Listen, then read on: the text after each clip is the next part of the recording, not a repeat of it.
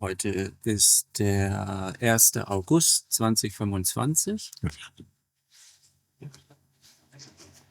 Feiertag in der Schweiz.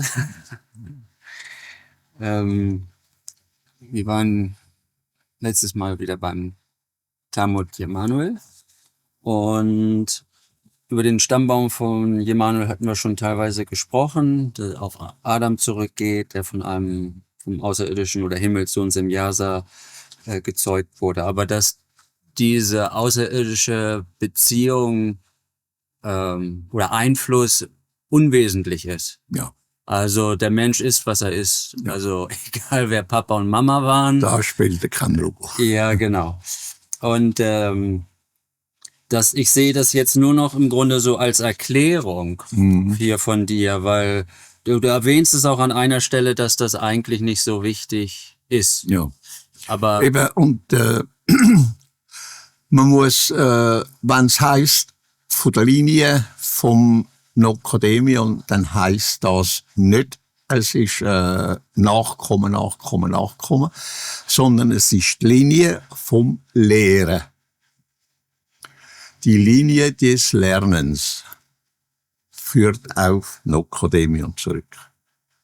ja, Das musst unbedingt musst das festhalten. Es hat also nichts mit der Nachkommenschaft zu tun, ferne, unferne Nachkommenschaft vom Akademion, sondern es hat einzig mit der Linie zu tun vom Lernen, von der Lehre lernen. ja, Es ist immer die gleiche Linie gewesen. ja, genau. Also die gleiche Linie vom Lernen. Ja. Es ist immer die gleiche Lehre der Wahrheit, Lehre der Schöpfungsenergie, Lehre des Lebens. Die Linie hat sich erhalten aus Nekions Zeit bis jetzt. Ja. Manchmal verwende ich halt Nokodemion-Linie in dem Sinne, die Körper sozusagen, denen er gelebt hat. Ja, das hat nichts mit dem zu tun. Hat nichts von Nachkommen zu tun vom Nokodemion. Nein, nicht mit den Nachkommen, sondern mit den Körpern, die er belebt hat. Also Hilak und... Ja, das hat überhaupt nichts zu tun mit dem. Also die Nokodemion-Linie bezieht sich immer nur auf die Lehre. Auf die Lehre. Niemals auf eine Person. Okay. Das muss also klar gestellt werden, so wie es wirklich ist. Es hat nichts zu tun mit irgendeiner Person. Die einzige Person ist der Nokodemion, von dem ist die Lehre ausgegangen. Ja. Oder? Ja. Und dann von dort aus ist die Linie von der Lehre bis heute die genau gleiche. Ohne Änderung genau die gleiche Lehre bis heute. Das ist die Linie. Die Lehrlinie. Nicht eine Linie der Personen. Ja, weil hier wird dann noch beschrieben, Nokodemion. Sekunde, ich finde es gleich. Nachfolger. Nokodemion lebte vor rund 12 Milliarden Jahren das letzte Mal als Persönlichkeit, wobei seine Geschichte jedoch auf ursprünglich über 90 Millionen Jahre zurückführt. Ja. Auch Henok der Erste gehört in diese Linie, während Henok der Erste vor etwa 12.000 und Henok der Zweite... Ja, aber nicht persönlich in die Linie vom Lernen, von der Lehre. In die Linie vom Nokodemion. Die läuft bis heute. Und auch in Zukunft. Genau. Auch wenn aber nicht Personen. Der Henok hat genau die gleiche Lehre gebracht. Genau wie der Elia die genau gleiche Lehre gebracht hat. Und so weiter und so fort. Es ist immer nur die Lehre gemeint. Es ist nicht Person. Person ist die Lehre gebracht hat. Also zuallererst der Nokodemion, dann nachher der Henok, Elia und so weiter und Ja. so weiter. Aber die sind nicht irgendwelche Nachkommen oder ferne Nachkommen vom Nokodemion. Sondern sind nur die Personen, die die Lehre weitergebracht haben.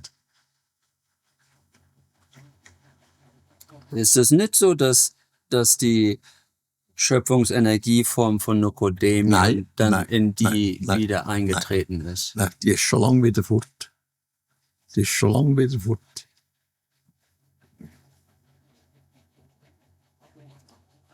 Die ist nicht mehr in einer materiellen Welt. Die ist wieder retour. Die ist schon lange gestorben. Schon lange fertig. Henok ist wieder gestorben. Und seine Geistform, seine Schöpfungslebensform und Schöpfungsenergieform ist wieder zurückgegangen.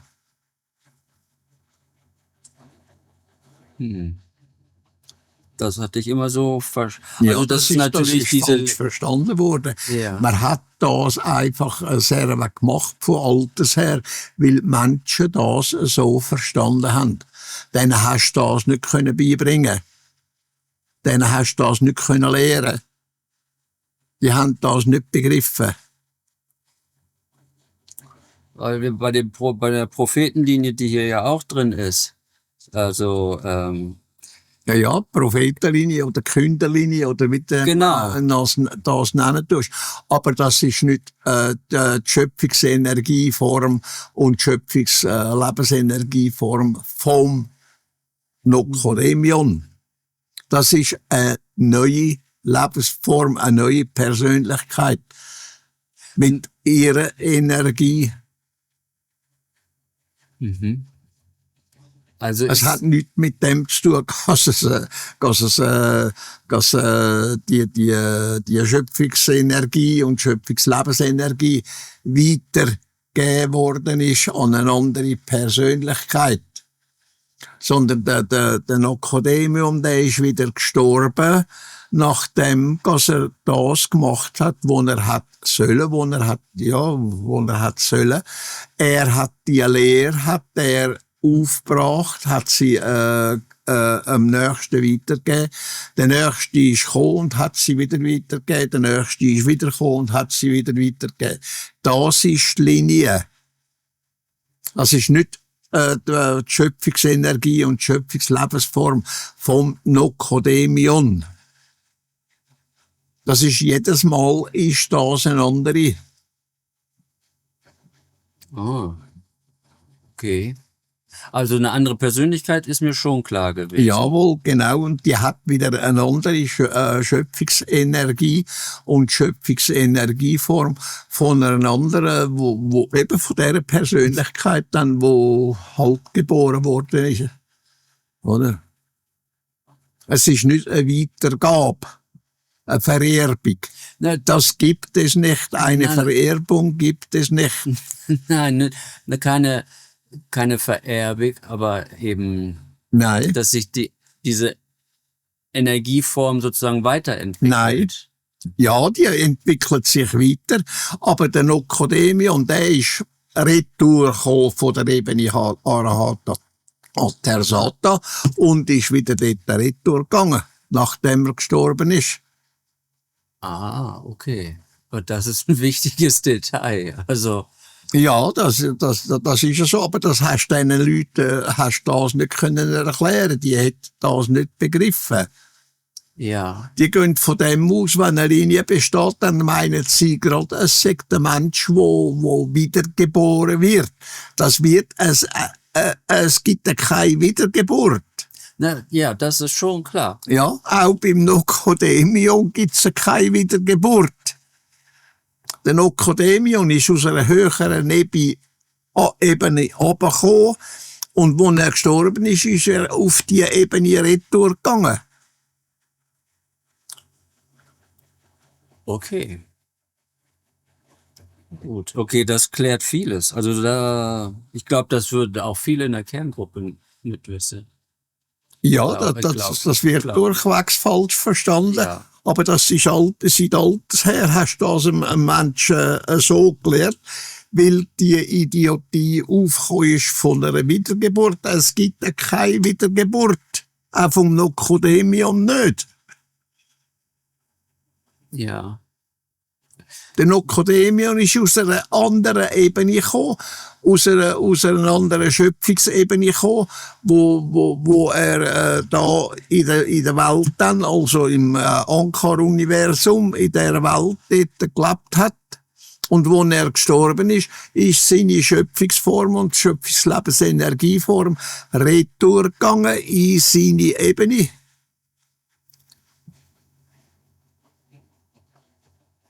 Ja, bei mir ist das zum Beispiel auch deswegen entstanden, weil in dem einen Kontaktbericht, wo du Jemanuel triffst, ne, mit Asket, Mhm.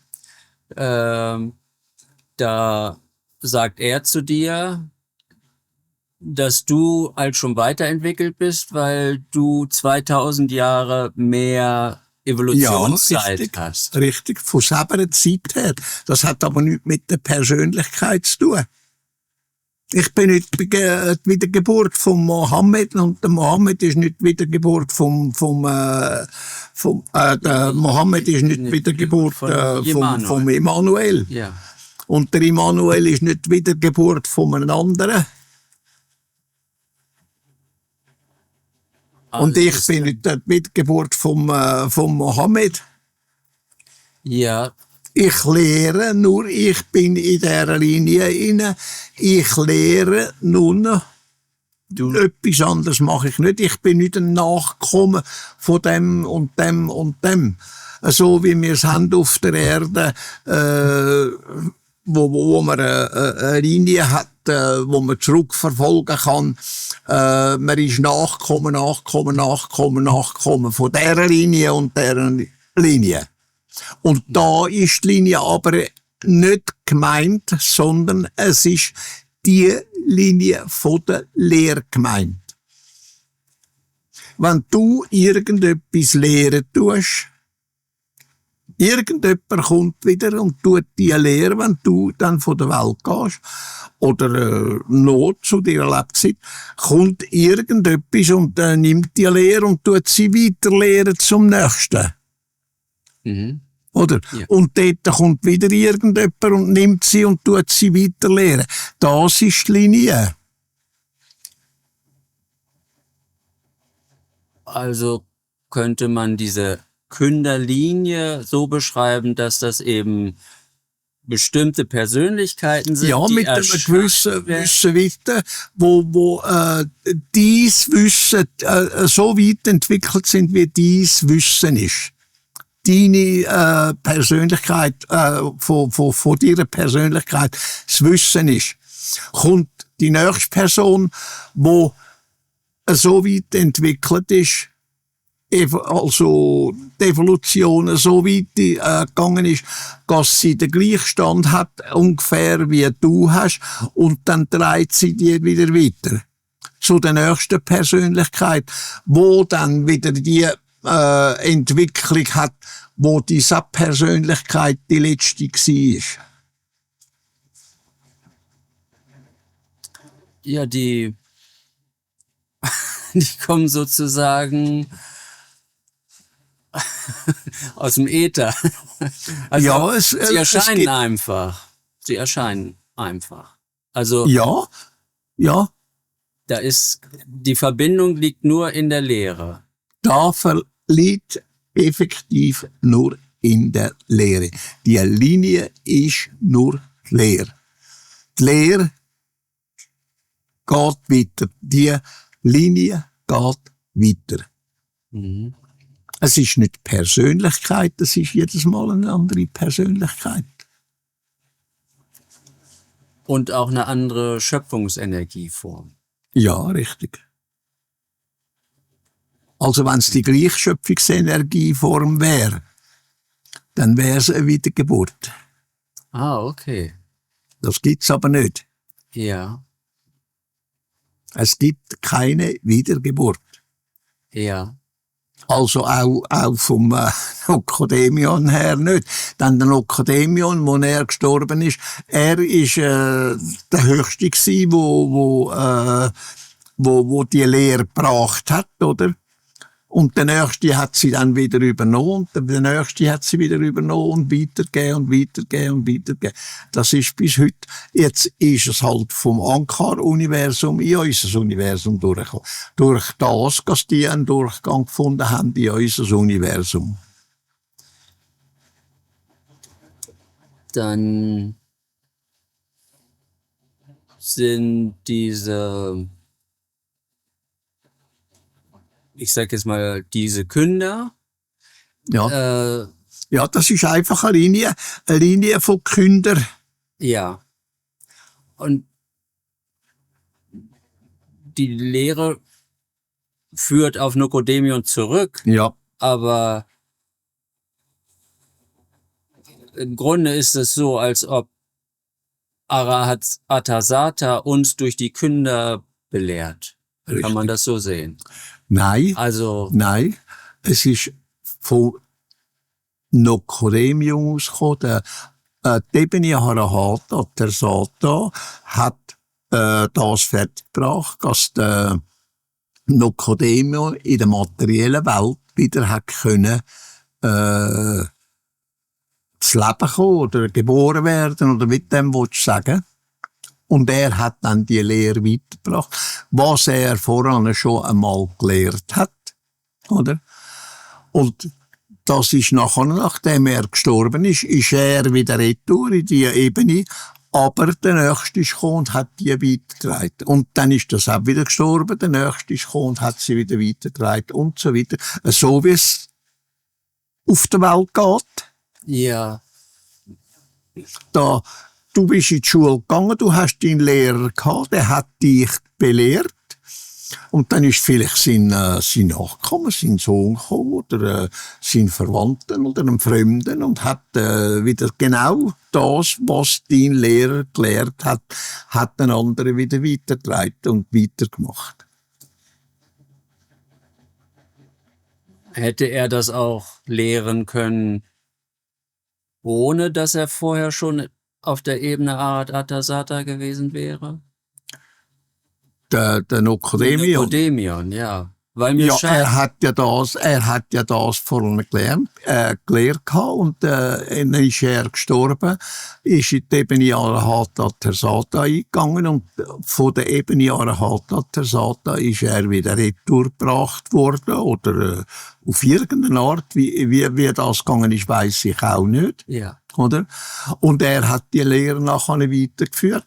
Und der Nächste ist nachher gekommen und hat sie übernommen und wieder weitergeführt. Und der Nächste ist wieder gekommen und hat sie wieder weitergeführt.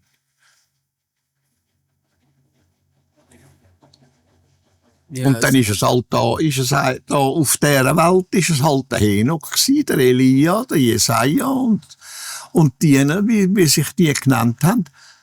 Die haben vom einen zum anderen haben die das übernommen und weitergeführt. ja, ich frage das deswegen, weil da sind so genaue Informationen zum Beispiel bezüglich der Existenzspanne des Universums oder der Schöpfung von 311 Billionen Jahren. Ja. Das ist ja jetzt nicht so eine gerundete Zahl. Das ist ja schon sehr präzise. Und auch, dass sie für 155,5 Billionen Jahre expandiert und auch genauso lange wieder kontrahiert. Ja. Das ist das, was eben ausbaldowert oder erforscht worden ist und dann auch genannt worden ist. Ah, das ist erforscht worden. Das ist erforscht worden, ja. Oh, okay. Und das ist eben nicht nur in der materiellen Ebene passiert, wo das erforscht worden ist, sondern das ist auch in Energieebene erforscht worden. Das ist, was ich meine, weil da sind zum Teil Informationen in deinen Schriften, wo ich dann denke, wie soll eine Zivilisation oder auch viele Zivilisationen das herausfinden, dass das so ist? Also man kann natürlich, wie wir das ja auch machen, schätzen das Alter der Schöpfung auf so und so viel Milliarden Jahre jetzt. Das ist jetzt der aktuelle Stand. Aufgrund der Expansion. Das ist halt Ja, so eine ja. grobe Schätzung. Aber genau werden die das halt nie rausfinden. Wo denke ich halt. Nein, Wo ich schau dann mal, denke, das, diese Informationen was kommen die von Ebenen ausbaldowert haben, herausgefunden haben, ergründet haben und so weiter und so fort, das können wir als Menschen oder als menschliche Lebensform oder wie dem willst du sagen, vermögen wir das nicht. ja. Wir mögen also nicht irgendwie zu erforschen, was aus dem Nihil raus die Urschöpfung entstanden ist. Ja. Wie wollen wir das machen? Ja. Oder das ist für uns, für eine menschliche Lebensform ist das unmöglich. Ja. Oder? Oder auch. Die Erkenntnis habe ich nur aus dem Grund raus, weil mir die so weitergegeben worden ist. Ist dir das von der Ebene Arat Atasata oder? Ja, irgendwie kommt's von dort her, ja.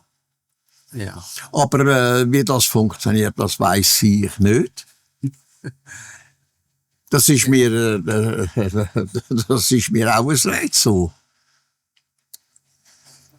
Ja, du schreibst ja, dass du diese Ebene nicht kontaktieren kannst, wie Peter. Nein, das kann ich nicht. Sondern Sie könnt mir eingeben, was ist das, dieses und jenes, könnt mir das Wissen geben, aber ich kann nicht in Kontakt treten mit ihnen. Das kann zum Beispiel der da, ich kann es nicht. Und wie das geht, das weiß ich auch nicht. wirklich, der Tag kann. Ja. Das ist ja ein Ding. Ja, ich weiß nicht, wie das funktioniert. Ich habe keinerlei Ahnung. Da wollte ich dich auch fragen, die Kontaktberichte, wenn du sagst, du rufst die ab, Ja.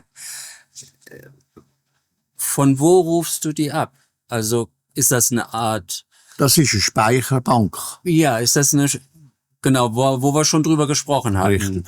Die Speicherbank, die jetzt sich um die Erde befindet oder die sozusagen alles aufzeichnet, energetisch. Die Speicherbank, die existiert nur dort, wo die Station haben.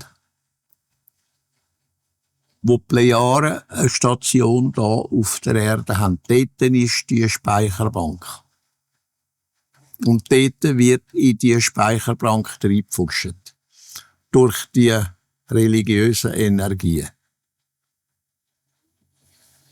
Das ist nicht auf den Plejaren oder weiss ich wo, oder irgendwo im Weltraum, sondern sie existiert dort, alleine dort, wo sie die Station haben. Dann. Das ist genau gleich, wenn du im Internet etwas holst, du kannst es nur dort und dort und dort holen. Irgendwo, noch immer anders kannst du das nicht. Ja. Als wir über die Speicherbänke sprachen, dass das im Grunde Art Energiespeicher sind. Also da ist nichts Physisches wie eine Festplatte. Nein, oder nicht so. physisches. Aber, und dass die, so hatte ich das auch, glaube ich, mal bei dir gelesen, dass die eben wo Leben ist, also, oder es gibt die überall im Grunde, Ja, um die das Planeten. ist aber wieder etwas anderes. Sind das andere Das ist die Speicherbänke? planetare Speicherbank, wo alles gespeichert wird, wo auf dem betreffenden Planeten vor sich geht. Zum Beispiel Zeitalter und weiss ich was, von der Vergangenheit, von der Gegenwart, von der Zukunft. Das ist planetarisch dann gespeichert. Ja. Und das ist gespeichert von Kommunikationsspeicherung, wo nur laufen tut über die Station, wo sie stationiert sind, wo sie leben. Also das ist eine Speicherbank, die von den Plejaren Richtig. technisch kreiert ist. Richtig. Aufgrund ihrer hochentwickelten Technologie. Ja. Das hat nichts mit den Speicherbänken. Nein, rein gar nichts mit dem zu tun. Nein. Was Das hat nur mit dem zu tun, was geredet wird, wo irgendwie über das Gerät, wo sie mit sich tragen, das gesendet wird, genau wie wenn du etwas beim Fernsehen, beim Computer etwas senden tust, du es an ein bestimmtes Ort herschicken. Oder?